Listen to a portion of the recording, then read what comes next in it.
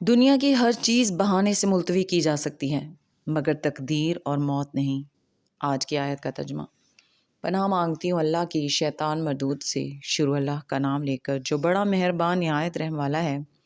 اے نبی، تم جس کو دوست رکھتے ہو اسے ہدایت نہیں کر سکتے، بلکہ اللہ ہی جس کو چاہتا ہے ہدایت کرتا ہے، اور وہ ہدایت پانے والوں کو خوب جانتا ہے۔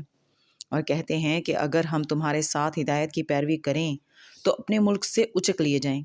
کیا ہم نے ان کو حرم میں جو امن کا مقام ہے جگہ نہیں دی، جہاں ہر قسم کے میوے پہنچائے جاتے ہیں بطور رزق ہماری طرف سے؟ لیکن ان میں سے اکثر نہیں جانتے۔ اور ہم نے بہت سی بستیوں کو ہلاک کر ڈالا جو اپنی عیش والی زندگی میں اترا رہے تھے، سو یہ ان کے مکانات ہیں جو ان کے بعد آباد ہی نہیں ہوئے مگر بہت کم، اور ان کے بعد ہم ہی وارث ہوئے۔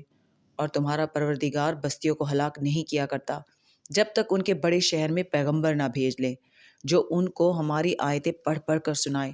اور ہم بستیوں کو ہلاک نہیں کیا کرتے مگر اس حالت میں کہ وہاں کے باشندے ظالم ہوں۔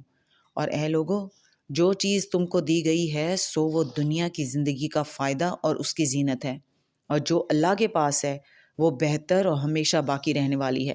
کیا تم سمجھتے نہیں؟ صدق اللہ العظیم۔